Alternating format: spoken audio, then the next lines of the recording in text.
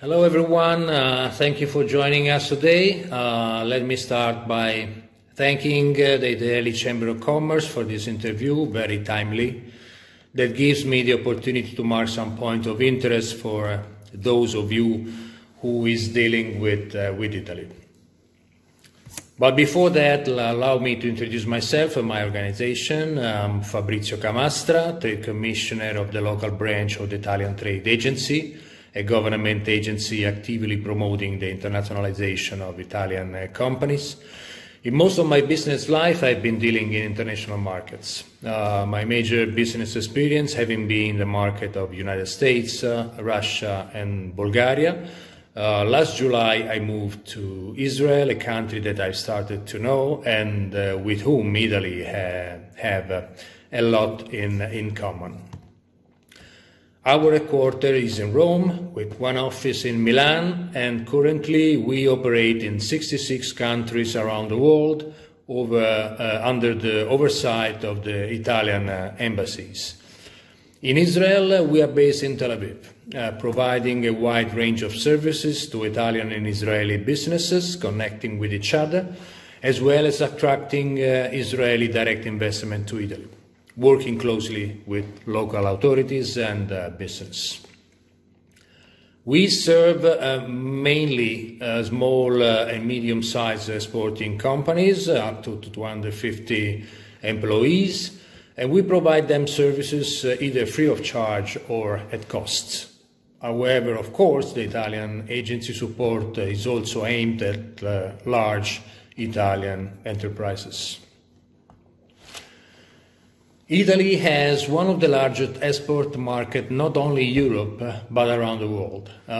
We rank at number 7 worldwide with a value of more than $550 billion, and we have a huge amount of exporters. They were 136,000 in 2018, exporting almost everywhere in the world. We at the Italian Trade Agency in Tel Aviv promote Italian companies throughout the organization of events, both in Italy and in Israel, such as one-to-one meetings, conferences, outgoing trade missions, Italian pavilion at the main trade fairs, agreement with retailers and department stores to promote Italian products in their point of sales, and so on. The economic sectors involved span from food and wine to furniture, fashion, machinery to infrastructure, aerospace to startup companies. Consumer goods is the main macro sector supported. Nevertheless, Italian technology and industrial equipment are also supported with very strong specific action, considering that the number 1 of our export, which is of several billion euros, is high-tech industrial machinery, not fashion or fast cars, which are so important for us, so popular, so recognized around the world. Before the health crisis, we used to have Israeli delegations going out to Italian exhibition all year long. There have been regular trade missions for and to Italy to identify areas of common interest and stimulate partnership. The spread of the coronavirus have affected trade fairs and exhibitions in Italy and worldwide, as you know. Most of them have been postponed or cancelled for this year. Among the exhibitions postponed in Italy, let me recall Cosmopharma, Isaloni, Oro Arezzo, Xilexpo, Cibus, Cosmoprof, Samoter, just to mention a few. While Vinitaly announced a few days ago that it will not be holding in 2020 for the first time in 54 years, but will be hosting a show in mid-April 2021.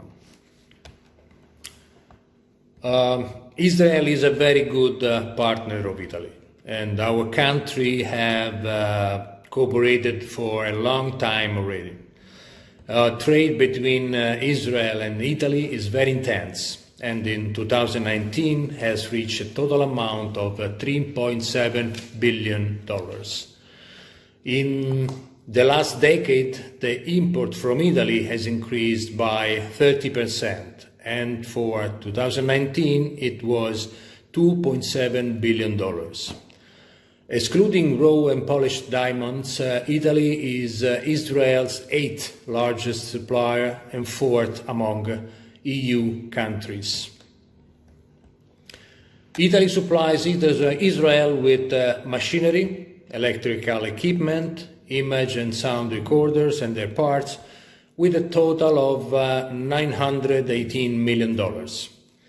The export of machinery accounts for about 26% of the total Italian export flow to Israel.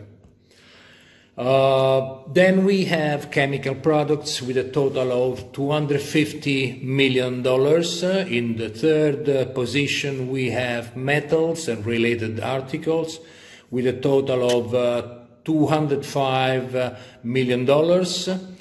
Another sector worth mentioning is the food and beverage sector that continues to grow and amounted this year to $188 million and is in the 4th place in Israel import from Italy.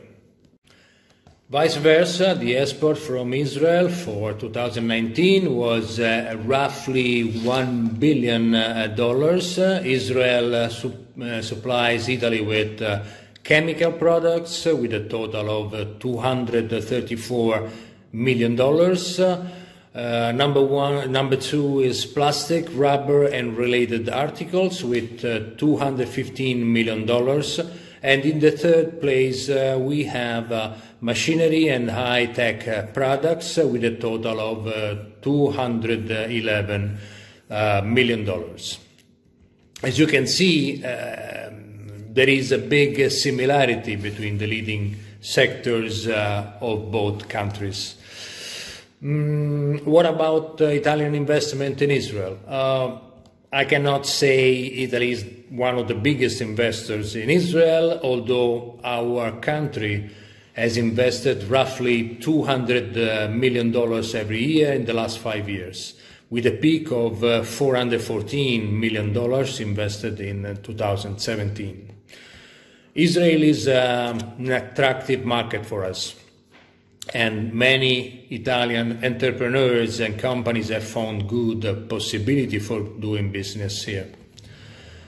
Besides the worldwide well-known companies like the confectionery company Ferrero, the Italian banking group Intesa Sanpaolo, the energy group Enel, the French-Italian ST Microelectronics, the construction engineering company Spizzarotti, several small and medium Italian enterprises entered the Israeli market, making the Italian presence long-lasting and diversified.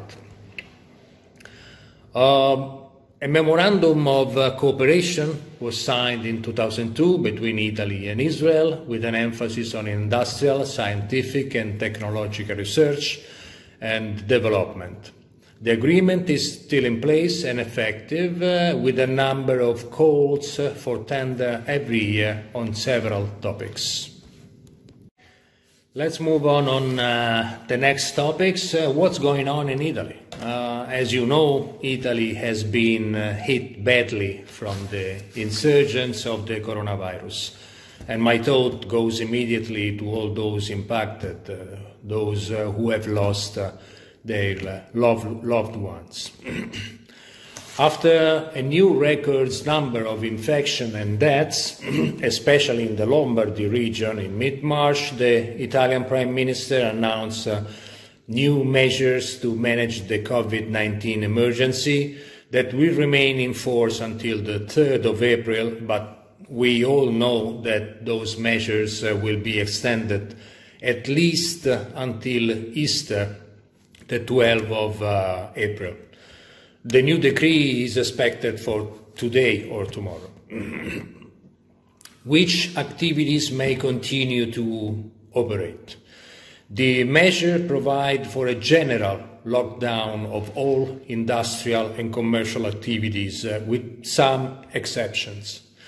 The industry that can continue to operate are mainly certain key industries such as health, agro-food, energy activities, financial, insurance, and all those activities that cannot be easily interrupted without causing damage to the plants. And logistic activities. This means that transport, commercialization and delivery of merchandise in Italy and abroad is permitted. And those activities include land, sea, and air transportation. The Italian logistics sector is keeping the supply chain moving despite the slowdown in turnaround speed of freight flows. For what we know, the logistics sector is shifting a significant volume of cargo to rail for traffic to and from Italy in the north-south corridor to reach the market of Central and North Europe, which are so important for the Italian economy. The situation is being reviewed on weekly basis. For now, about 10% of departures have been cancelled. Moreover, on March 23rd, the European Union has invited member states to identify green lanes to ensure the availability of goods and essential services. Being the industry that can continue to operate, it's listed in a very long and detailed annex of the decree. Of course, all business that continue to operate must comply with the measures aimed at limiting the spread of coronavirus in the workplace. Some of you asked if there are any restrictions in Italy on professional services. The answer is no. The March decree expressly stated that professional services are not suspended. Just a quick overview on business support. The Italian companies in financial distress because of the pandemic benefit a massive package of support measures that the government is adopting and that covers several areas, including labor support, tax support, business support, such as tax credits, incentives for enterprises to face the emergency, liquidity support for SMEs, the moratorium for repayment of bank debt, the possibility to access extraordinary social shock absorbers in order to identify the most appropriate restructuring procedure to overcome the business crisis. What is the impact and how long it will last? It's very, very hard to say. What we know for sure is that the nationwide lockdown is expected to have major economic repercussion on the country where growth was already stagnating. We also should not forget that Lombardy, the region most affected by the outbreak, account for 1/5 of Italy's GDP. While the government has not specified exactly how long the ban will be prolonged, and nobody knows how long the health emergency will last, it will be difficult for any authorities, not only in Italy, to come up with some measures that would avoid a recession. The entire economy, not only in Italy, is facing a negative economic impact. Forecast for the short-term impact of COVID-19 on the Italian GDP revealed that this figure could drop from 1 to 3% in the first and in the second quarter of 2020. Nevertheless, the impact on the Italian economy might vary according to sector. For instance, the gross domestic product of food, health, cosmetics, and the media industry is expected to increase. Conversely, the sector of textile, transport, tourism, and the sports events are estimated to record the highest top. In terms of industrial production, according to estimate made after the outbreak of the coronavirus, in 2020, the industrial production in Italy is forecasted to drop by 4.6% compared to the previous year. What to do? I know this is a difficult situation for businesses, and I know difficult judgments are having to be made. Please maintain regular, close, virtual contacts with your fellow Italian suppliers or buyers and with your customer in these difficult times. We will do the same. Our office will concentrate very much on relations with buyers, distributors, retailers of Italian products in Israel.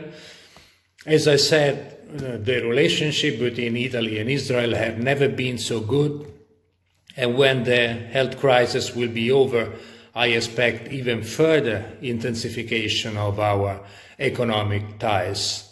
So, just to conclude, if you have any question, please do not hesitate to contact your federation or directly us.